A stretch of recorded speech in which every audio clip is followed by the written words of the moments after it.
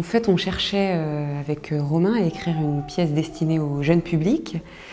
Et on a lu plein de choses, des contes, etc. Et puis on n'avait pas trouvé notre thème. Et un jour, on part en Bretagne, on achète du miel sur un marché.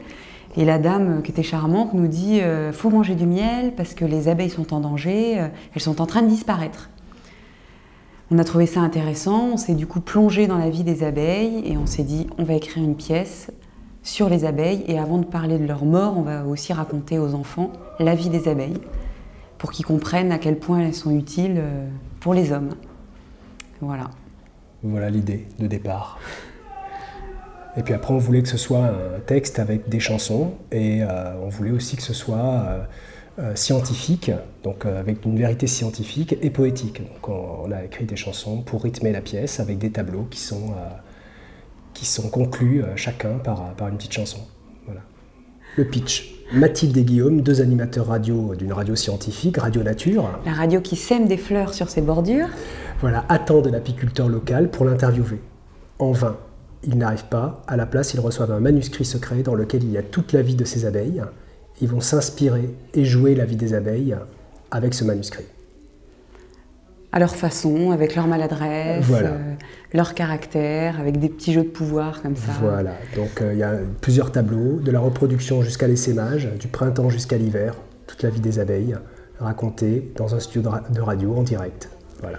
Pour la mise en scène, on est parti en fait de la danse des abeilles, qui est une danse des années 40, le Lindy Hop, ce qu'on a choisi pour le spectacle. Et du coup, tout l'univers autour correspond à cette époque-là, les costumes. Donc on est dans une vieille radio des années 40-50. Le choix des musiques, voilà. Et puis le côté TSF également, qui est le message urgent, un petit peu, des choses à dire, urgentes, comme l'importance des abeilles, quoi, pour l'environnement et pour nous les hommes. Voilà. Donc le décor est très simple, il y a une table, on grimpe sur la table, la nappe devient une grande robe pour la reine, on prend un chapeau, on prend un tablier qui est là pour faire l'ouvrière, enfin, c'est vraiment des petites choses comme ça qu'on manipule et chaque petit objet va servir pour raconter un passage de la vie des abeilles. Voilà. Et au-delà de la vie des abeilles, on raconte également une histoire d'amour entre ces deux animateurs qui s'entendent pas très bien au début et qui finissent par trouver peut-être un terrain d'entente en tout cas. Tout en jouant et en chantant et en dansant cette histoire-là.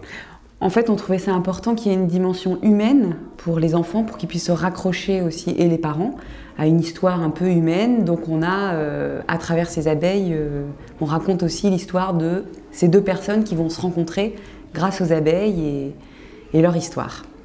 Voilà.